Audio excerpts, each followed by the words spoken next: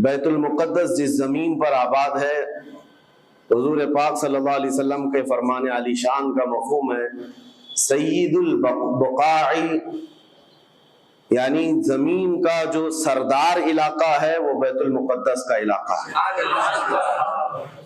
مسجد اقصی جہاں پر آباد ہے اس کو سید البقاع کہا گیا ہے، اور یہ بھی روایت میں ملتا ہے سید الصخرہ، گنبدوں میں اگر کوئی سردار گنبد ہے تو وہ بیت المقدس کے لیے کہا گیا ہے۔ اور قرآن نے یہ فرمایا الذی بارکنا حولہ، مسجد اقصی کے متعلق فرماتا ہے رب تعالیٰ کہ وہ مسجد اقصی جس کے ارد گرد ہم نے برکتیں رکھی لنریہ من آیاتنا، تاکہ ہم اپنی نشانیاں انہیں دکھائیں۔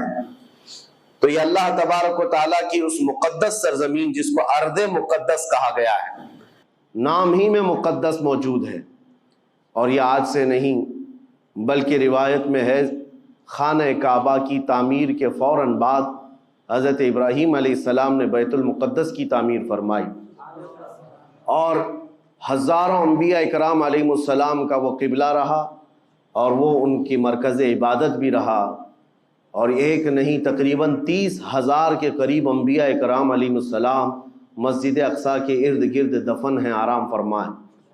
جہاں اللہ کا ایک ولی دفن ہوتا ہے وہ برکت کی جگہ ہے، اور جہاں 30,000 نبی دفن ہوں، اور وہ بھی اولو العزم پیغمبر حضرت ابراہیم علیہ السلام، حضرت اسحاق علیہ السلام، حضرت یعقوب علیہ السلام، حضرت موسیٰ علیہ السلام، حضرت زکریا علیہ السلام، یہ سب وہ انبیاء کرام علیہ السلام ہیں جو رسولان اعظام بھی ہیں، شریعت والے ہیں۔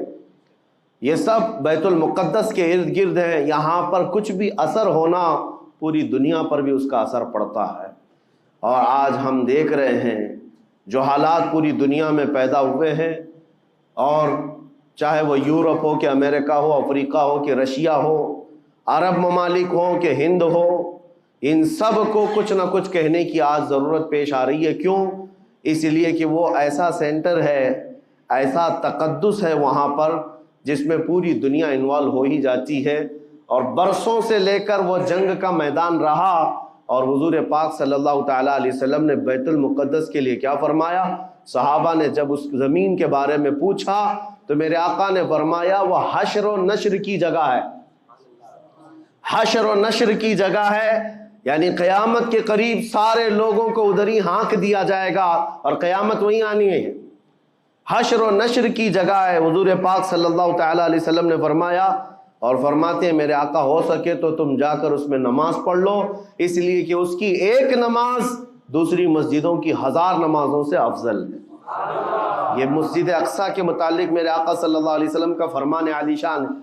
پھر صحابہ اکرام نے پوچھا کہ اگر کوئی جا نہ سکے میرے آقا بیت المقدس اور نماز پڑھنے کی اس کو استطاعت نہ ہو وہاں جا کر تو کیا کرے؟ حضور اکرم صلی اللہ علیہ وسلم نے فرمایا کم از کم تیل کا ہدیہ تو بھیج دے تاکہ وہاں چراغ جلانے کے کام آئے۔ یہ حدیث پاک میں ابن ماجہ کی حدیث ہے۔ نبی کریم صلی اللہ تعالیٰ علیہ وسلم کے اس فرمان علی شان کے مطابق میں آج آپ تمامی حضرات سے یہ گفتگو کرنا چاہوں گا کہ میرے عزیزوں، یہ صرف فلسطین اور اسرائیل کا مسئلہ نہیں ہے، یہ اسلام اور کفر کا مسئلہ ہے، اور پوری دنیا کے لیے، پوری دنیا کے لیے اگر وہ حقیقت کی نگاہیں رکھتی ہیں، چاہے وہ کسی بھی قوم سے وابستہ ہو، چاہے وہ کوئی بھی دین اور دھرم سے تعلق رکھتے ہوں، میں ان سے کہتا ہوں اگر اینک تمہارے اوپر جھوٹ کی نہیں پڑی ہے تو آنکھیں کھول کر دیکھ لو ظلم اور بربریت کس جگہ ہے اور حق کے لیے لڑنے والے کون ہیں۔ یہ ہر ایک منصف مزاج آدمی بھی آج پہچان سکتا ہے کہ کون نہتہ مارا جا رہا ہے اور کون سپر پاور طاقت پر کھڑے ہو کر اپنے مظلوم ہونے کا دعویٰ کر رہا ہے۔ ہر دنیا کا انصاف پسند آدمی آج بول سکتا ہے، لیکن یہ دور بھی امتحان کا ہے۔ جتنے کیڑے مکوڑے دل میں بغض و عداوت رکھتے ہیں اسلام کے، وہ ظالموں کے ساتھ کھڑے ہوئے نظر آتے ہیں، آج ظالموں کے ساتھ کھڑے ہوئے نظر آتے ہیں۔ نبی کریم صلی اللہ تعالیٰ علیہ وسلم نے فرمایا مسلمانوں آپ اپنی اوپینین، اپنی رائے کیا رکھتے ہیں یہ بہت امپورٹنٹ ہے۔ دنیا کیا کہتی ہے اس سے مجھے غرض نہیں، تمہارا تعلق تمہارے نبی پاک کے فرامین سے ہے۔ خبردار خبردار، تم کبھی ان ظالموں کی حمایت میں نہ آنا، ورنہ قرآن کہتا ہے وَلَا تَرْكَنُوا، اللہ تعالیٰ فرماتا ہے اس طرف تم توجہ بھی مت کرنا، جھکاؤ بھی مت رکھنا جس طرف ظالم گئے، جس طرف ظالم گئے ہیں اس طرف جھکاؤ بھی مت رکھنا۔ اور آج کہیں ایسا نہ ہو کہ دنیا تمہارے پاس بہت آ گئی، چکا چوند دنیا دیکھ کر جیسے امارات والے ہوئے، متحدہ عرب امارات، دبئی جیسے آج انٹرنیشنل سٹی ان کے پاس مل گئی ہے، پوری دنیا وہاں پر تجارت کرنے لگ گئی، بحرین جیسے کنٹریز، ان کے پاس دنیا کی فراوانی آ گئی، تو آج وہ یہ سمجھنے لگ گئے کہ ہم کو مظلوم اور غریب فلسطینیوں کی مدد میں بات نہیں کرنی چاہیے، جو سپر پاور طاقت ہے اس کے ساتھ کھڑا ہونا چاہیے، کیونکہ ہماری ٹریڈنگ کا مسئلہ ہے، ہماری تجارت کا مسئلہ ہے۔ وہ یہ بھول گئے کہ ان کا اسلام کہاں ہے، ان کے آباء و اجداد کی روایت کہاں ہے۔ لیکن میں آپ سے کہتا ہوں ان کے نقشے پر چل کر کبھی اپنی رائے کو بدل نہ دینا۔ بعض مسلمانوں میں یہ گفتگو پھیلی ہوئی ہے کہ کیا ہم ہی مسلمان ہیں ہندوستان کے، کیا ہم ہی لوگ ہیں جو اپنی رائے بنائیں، وہ بڑے بڑے لوگ ہیں، عرب لوگ ہیں اور بڑے بڑے مشائخ ہیں وہاں پر، ان لوگوں نے رائے الگ بنائی ہے، وہ دنیا کے اور پیسوں کے پجاری بن گئے ہیں، ان کے ہاں نفس غالب آ چکا ہے اور شیطان کا ان کے اوپر غلبہ ہے، وہ حق نہیں دیکھ رہے ہیں۔ میرے عزیزوں، کہیں تم اپنی رائے اس طرح بنا لیے تو حدیث کو جھٹلانے والے ہوں گے۔ اللہ کے حبیب صلی اللہ علیہ وسلم کی حدیث سناتا ہوں، حضور پاک صلی اللہ علیہ وسلم فرماتے ہیں لا تزال عصابۃ من امتی یقاتلون علی ابواب دمشق وما حولها وعلى ابواب بیت المقدس ظاہرین علی الحق۔ حضور پاک صلی اللہ علیہ وسلم فرماتے لا یضرهم خذلان من خذلهم ظاہرین علی الحق الى ان تقوم الساعہ۔ میرے آقا فرماتے ہیں قیامت تک میری امت میں ایک جماعت ایسی ہوگی جو دمشق کے دروازوں پر اور بیت المقدس کے دروازوں کے اطراف میں حق کے لیے کھڑی رہے گی قیامت آنے تک۔ اور حضور پاک نے یہ بھی فرمایا، میرے آقا مخبر صادق صلی اللہ علیہ وسلم کے فرمان آج ہم اپنی آنکھوں سے دیکھ رہے ہیں، حضور فرماتے لا یضرهم خذلان من خذلهم۔ میرے آقا فرماتے ہیں دنیا کے بڑے بڑے دھوکہ دینے والوں کا دھوکہ انہیں کچھ اثر نہیں کرے گا، انہیں کوئی نقصان نہیں پہنچائے گا۔ آج بڑے بڑے پیٹروٹ میزائل داغ کر کے اگر وہاں کے علاقوں کو ختم کرنے کا دعویٰ کر رہے ہیں تو مجھے میرے نبی کے فرمان پر یقین ہے یہ کبھی نہیں ہو سکے گا، کبھی نہیں ہو سکے گا۔ کچھ عمارتوں کے گر جانے اور کچھ بچوں کے اور کچھ لوگوں کے قتل ہو جانے کا نام یہ جیت اور فتح نہیں ہے۔ میرے عزیزو، آج ہم ان ظالموں کو دیکھ رہے ہیں جن کا دعویٰ تھا کہ دنیا میں ان سے بہتر ڈیفنس طاقت کسی کے پاس نہیں، ان سے بہتر بنکر کسی کے پاس نہیں، ان سے بہتر سائرن بجانے کی طاقت کسی کے پاس نہیں، پوری دنیا کو زہریلے ہتھیار بیچنے والی طاقتیں۔ آج ہم نے یہ بھی دیکھا ہے کہ صرف محض ایک چھوٹی سی جماعت سے ان کے ہاتھ پیر ڈھیلے نظر آتے ہیں اور ان کے جسموں میں کپ کپی نظر آتی ہے۔ پوری طاقت تمہاری ایک جگہ۔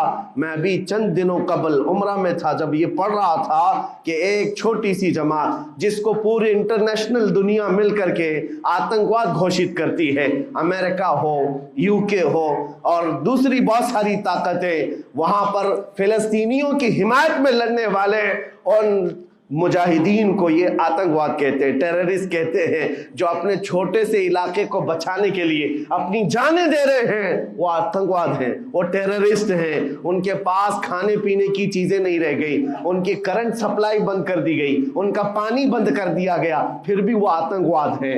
میرے عزیزو، یہ دنیا کا دغلا معیار دیکھو آپ۔ رشیا پورے یوکرین کو تباہ کرتا رہا، پورا راکھ میں بدل دیا۔ ان ظالم کتوں کی زبان پر کبھی نہیں نہیں آیا کہ رشیا آتنکواد ہے یا رشیا ٹیررسٹ ہے. یہ میڈیا میں بھونکتے رہے رشیا اور یوکرین کی وار چل رہی ہے, زمین کا مسئلہ ہے. ارے ہزاروں لوگوں کو رشیا راکھ میں بدل کر رکھ چکا ہے. کیوں نہیں بولتے اس کے متعلق؟ کیوں نہیں کہتے کہ وہ آتنکواد ہے؟ اس لیے کہ یہ ظالم دجالی میڈیا جتنے ہیں انہیں پتا ہے ان کے باپ داداؤں سے بڑی طاقت اس کے پاس موجود ہے.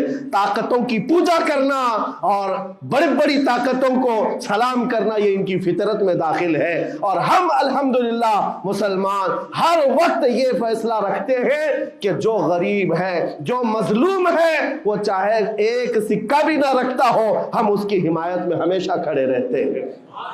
یہ اسلام کی خاصیت ہے. ہم طاقت و قوت اور تخت کو دیکھ کر کسی کی حمایت میں نہیں کھڑے ہوتے, بلکہ حق و باطل کو دیکھ کر اگر مظلوم چھوٹی سی جگہ پر بھی ہے تو ہم اس کے ساتھ کھڑے ہیں. اسلام میں ہو یا نہ ہو, اگر وہ مظلوم ہے تو اس کی آواز ہم اٹھاتے ہیں. عزیزان گرامی وقار, جس کو اپنی طاقتوں پر خوب بھروسہ تھا, میں ایک بات عرض کرتا ہوں مسلمانوں, آج جاگنے کی ضرورت ہے, بیداری کی ضرورت ہے. تمہارے دماغوں پر یہ پٹی ڈالی گئی ہے اور یہ بٹھایا گیا ہے ان کے پاس بہت بڑی بڑی طاقتیں, تمہارے ادھر ادھر کرنے سے کچھ نہیں ہوتا, تمہاری آواز اٹھانے سے کچھ نہیں ہوتا. رب تبارک و تعالیٰ نے تمہیں یہ ظاہر کر دیا کہ میں ابھی پڑھ رہا تھا اس چھوٹے سی علاقے میں غزہ پٹی میں بڑی بڑی دنیا کی 4 تنظیمیں, خفیہ خبر رساں ایجنسیاں موجود ہیں جو ان کی خفیہ خبریں ہر وقت پہنچاتی ہیں. وہ اسرائیل کی بھی ہے, امریکہ کی بھی ہے, اور سعودی عرب کی بھی ہے, اور ایجپٹ کی بھی ہے. 4 بڑے بڑی کنٹریز کی خفیہ ایجنسیاں کام کر رہی ہیں, اور سب کی سب خفیہ خبر رساں ایجنسیاں فیل ہو گئی, ناکام ہو گئی. اس کے باوجود اسرائیل کے درندوں کو یہ وحشتناک چیز دیکھنی پڑی. دنیا آج اس میں حیرت میں ہے کہ ایسا کیسے ہو گیا, ایسا کیسے فیل ہو گیا, یہ سسٹم کیسے کام نہیں کر سکا, ہمیں پہلے سے اطلاع کیسے نہیں ملی. میں قرآن پڑھ کر کے بتاتا ہوں, میرا رب فرماتا ہے وَمَكَرُوا وَمَكَرَ اللَّهُ وَاللَّهُ خَيْرُ الْمَاكِرِينَ. کافر منصوبہ بناتے ہیں اور اللہ خفیہ تدبیر کرتا ہے, اور اللہ کی خفیہ تدبیر غالب آتی ہے.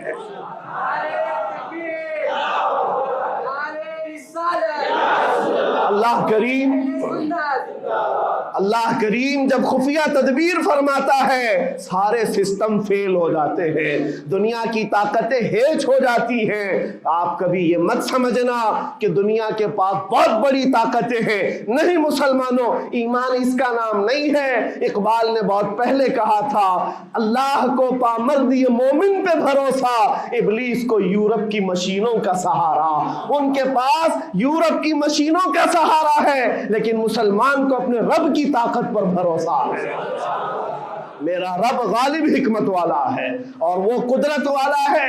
جس وقت رب تعالیٰ چاہے, کیا آپ نے تاریخ نہیں پڑھی, وہ اگر اپنے نبی کی حفاظت کرنا چاہے تو مکڑی کے جال سے حفاظت کرتا ہے, کبوتری کے انڈوں سے حفاظت کرتا ہے. وہ اپنے حبیب کی حفاظت کرنا چاہے اور کسی نبی کی حفاظت کرتا ہے, مچھلی کے پیٹ میں رکھ کر کے یونس کی حفاظت کر رہا ہے, اور ابراہیم علیہ السلام کو آگ میں ڈال کر کے بھی اس تپش سے بچا رہا ہے, اور اسماعیل علیہ السلام کی گردن پر چھری چل رہی ہے, پھر بھی اس چھری سے بچانے والا مولا کون ہے. اور سمندر میں اتر جانے کے بعد موسیٰ علیہ السلام کی بڑی فوج کو راستے دینے والا مولا کون ہے. آپ جانتے ہیں ابراہیم علیہ السلام کو آگ سے بچانے والا, یونس علیہ السلام کو مچھلی کے پیٹ میں زندہ رکھنے والا, موسیٰ علیہ السلام کو سمندروں میں راستہ دینے والا وہی خدا ہے جو اپنے حبیب کو کفار مکہ کے ہر ظلم سے بچانے والا, ان کے رات کے منصوبوں کو خاک میں ملانے والا, میرے حبیب کو ان کافروں کے سامنے سے ایسے گزارنے والا کہ وہ کافروں کی آنکھیں ہمیشہ کے لیے اندھی ہو کر رہ جائیں. وہ مولا کل بھی تھا, آج بھی ہے اور ہمیشہ رہے گا. وہ اللہ حی و قیوم ہے, اس کی ذات پر توکل رکھو، یقین رکھو آج دنیا کے ان حالات کو دیکھ کر مسلمانوں کا ایمان اور مضبوط ہو جائے اور مضبوط ہو جائے۔ آپ یہ سوچتے ہوں گے ہمیں کیا کرنا چاہیے، ہم یہاں بیٹھ کر کیا کریں؟ میں تو اس بات کو کہوں گا آپ واٹس ایپ جہاد میں مصروف نہ رہیں، ادھر کی ادھر چیزیں شیئر کرتے ہوئے گھر میں بیٹھ کر کے رات بھر اپنی مرغن غذاؤں میں اور بستروں پر سوتے رہے نہیں۔ اگر تمہارا دل روتا ہے کسی ایک بچے کی آہ پر تم پہنچ تو نہیں سکتے، لیکن کسی غریب کی ایک درد پر تمہارا دل روتا ہے، اللہ کی بارگاہ میں وہ بھی لکھا جاتا ہے، وہ بھی لکھا جاتا ہے اور تم کو ان کے شریکوں میں شمار کیا جاتا ہے۔ تم اگر رقت کے ساتھ بیٹھ کر کے دعا کرتے ہو، سوچو آج آپ اپنے گھر میں ہیں، تمہارا بیٹا نکلا، جوان بیٹا نکلا، اس کی خبر آئی کہ اچانک اس کی لاش کہیں تڑپتی ہوئی نظر آئی، جیسے خبر سنو گے تمہارا کھانا پینا حرام ہو جاتا ہے، تمہارے گھر بار کا چین و سکون غارت ہو جاتا ہے۔ کیا ہوتا ہے جب اپنا ایک جوان بیٹا کہیں کسی حادثے میں انتقال ہونے کی خبر بھی آ جائے، بے چینی اور گھر میں کوہرام مچ جاتا ہے۔ یہ چیز کیوں ہوتی ہے؟ کیونکہ تمہارا تعلق ہے، جسمانی بھی روحانی بھی تعلق ہے اپنے بیٹے سے۔ اور میرے آقا نے فرمایا مثل المؤمن کمثل جسد اذا اشتكى عضو تداعى له سائر الجسد بالسهر والحمى۔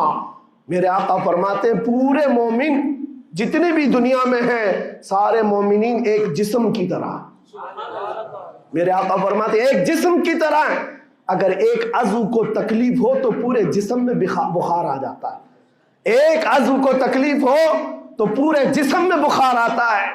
آج تمہاری کیفیت یہ ہونی چاہیے جس وقت ان حالات کو دیکھو تمہارا دل روئے، تمہاری بے قراری بڑھ جائے، تمہاری بے چینی بڑھ جائے اور بارگاہ رب العزت میں گڑ گڑاؤ کہ مولا اگر ہمارے برے اعمال کی وجہ سے، ہمارے گناہوں کی وجہ سے ہمارے بھائیوں پر اگر یہ آفت آئی ہے تو میں توبہ کرتا ہوں، میں باز آتا ہوں مولا، میں اپنی حرکتوں سے توبہ کرتا ہوں۔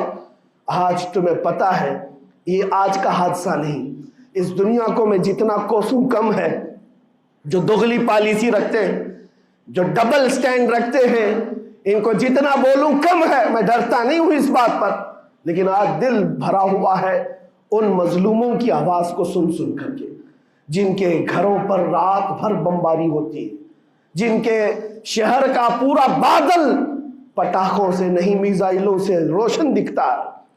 میرے عزیزوں کیسی راتیں وہ گزارتے ہیں، ماں رات کو اپنے بچے کو گلے سے لگا کر سوتی ہے، اس کو یقین نہیں ہوتا صبح تک میرا لال میرے ساتھ رہے گا، انہیں پتہ بھی نہیں ان کے دروازوں پر موت دستک دے رہی ہے۔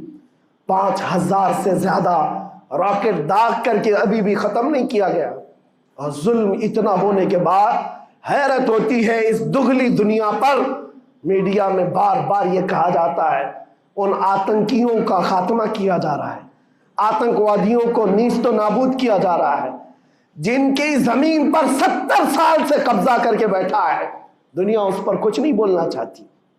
آپ کو پتا ہے ہسٹری جنہوں نے پڑھا نہیں وہ آج بھوک رہے ہیں، جن کو تاریخ معلوم نہیں ہے وہ ٹپنی دینے کی کوشش کر رہے ہیں، ان کو اپنے باپ داداؤں کی تاریخ نہیں معلوم، یہ فلسطین کی تاریخ پر چل پڑے۔ پتہ ہے 1917 میں صرف 4000 یہودیوں کو رہنے کی اجازت دی گئی تھی، جب یہ پوری دنیا سے مارے مارے گھوم رہے تھے، ان کے لاکھوں یہودیوں کو مار کر ختم کیا گیا تھا۔ اس وقت فلسطین میں 4000 یہودیوں کو پناہ دی گئی تھی، اور یہ 4000 سے بڑھتے بڑھتے بڑھتے پوری دنیا سے ہجرت کر کے آتے رہے۔ 1948 میں انہوں نے اپنے ملک کا اعلان کر دیا۔ دنیا کو یہ نہیں پتا ہے، آج سب پتا ہے، نقشہ دیکھ دیکھ کر کے سب شیئر کر رہے ہیں۔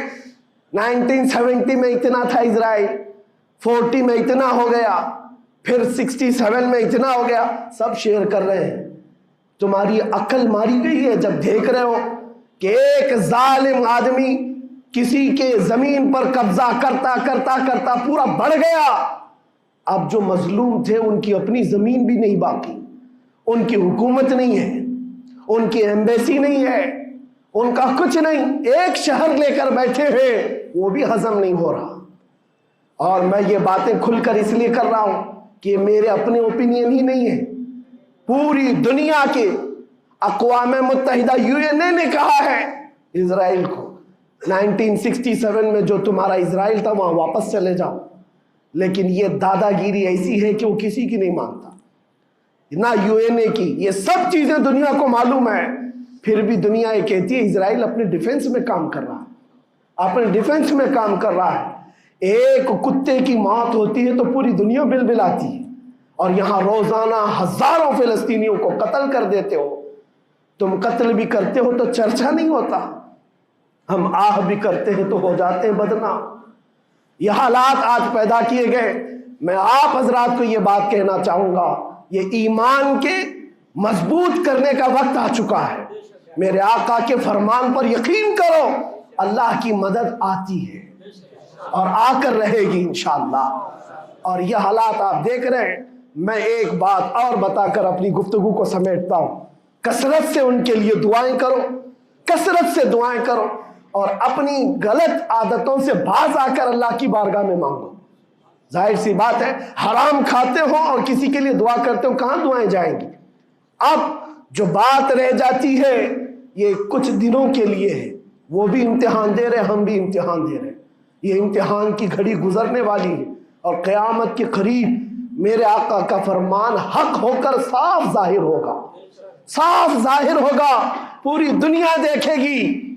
بعض روایات میں ہے کہ حضرت سلیمان علیہ السلام کی روایتیں بھی بیان کی گئی کہ آپ نے فرمایا کہ یہودیوں کی ایک ریاست قائم ہوگی، اور صرف 50 سال کے بعد ان کی ریاست کے قائم ہو کر 50 سال کے بعد قیامت کی بڑی نشانیاں سامنے آ جائیں گی۔ اب وہ حالات آ گئے، چند سالوں کی بات ہے، جتنا خون بہایا تھا وہ خون ختم ہوگا، اور خون شہیدہ سے صبح بہارا آئے گی، اور ایک دن پوری دنیا دیکھے گی جب بیت المقدس پر اللہ اکبر کی صدائیں گونج رہی ہوں گی، اور امام مہدی کا ظہور ہوگا، امام مہدی آئیں گے، اور پوری دنیا میں صرف اور صرف اسلامی پرچم لہرائے گا انشاءاللہ العزیز۔ میرے آقا صلی اللہ علیہ وسلم فرماتے قیامت کے قریب تم دیکھو گے ہر چیز یہودیوں کے خلاف ہوگی، حتیٰ کہ پتھر بھی تمہیں کہیں گے یہودی یہاں چھپا ہوا ہے، پتھر بھی کہیں گے۔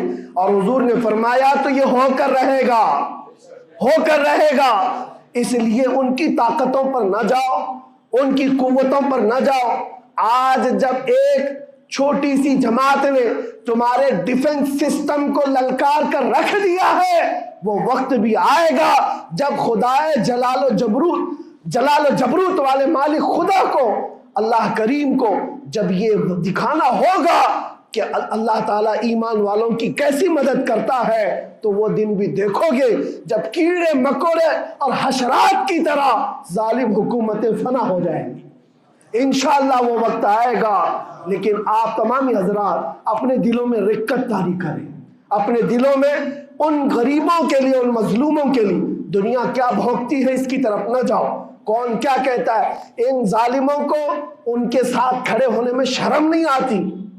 آپ کو پتہ ہے یہاں ہمارے ہندوستان میں بھی بہت سارے آج نکلے ہوئے سوشل میڈیا پر جنگ کر رہے ہیں، اور ان کو لگتا ہے اسرائیل کے ساتھ کھڑے۔ آپ کو پتہ ہے اسرائیل ایک ایسی یہودی ریاست ہے جو پوری دنیا کے کسی بھی دھرم کو نہیں مانتے، مسلمانوں کے بھی ویسی دشمن، ہندوؤں کے بھی دشمن، عیسائیوں کے بھی دشمن۔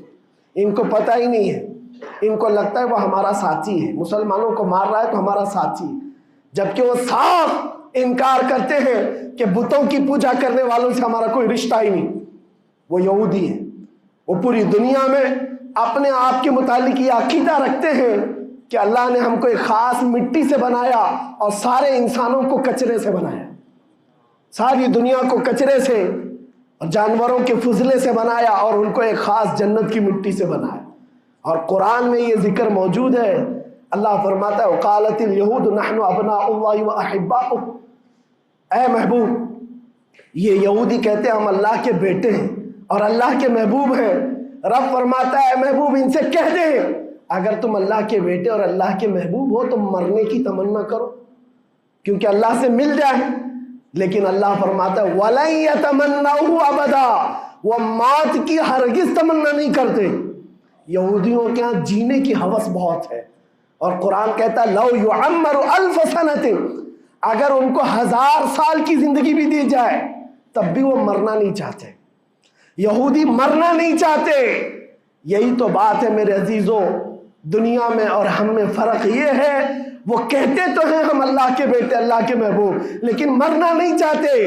لیکن مسلمان کا بچہ جذبہ شہادت میں نظر آتا ہے. وہ ہمارے نزدیک موت کوئی حادثہ نہیں. ہمارے بزرگوں نے تو ہمیں یہ بتایا ہے، کفن کندھے پر لے کر چلنا، موت آئے تو اوڑھ کر سو جانا. یہ نہ سوچنا کہ حادثہ ہوا ہے، بلکہ یہ سوچنا ادھر آنکھیں بند ہوئی ادھر زیارت مصطفیٰ ہو گئی.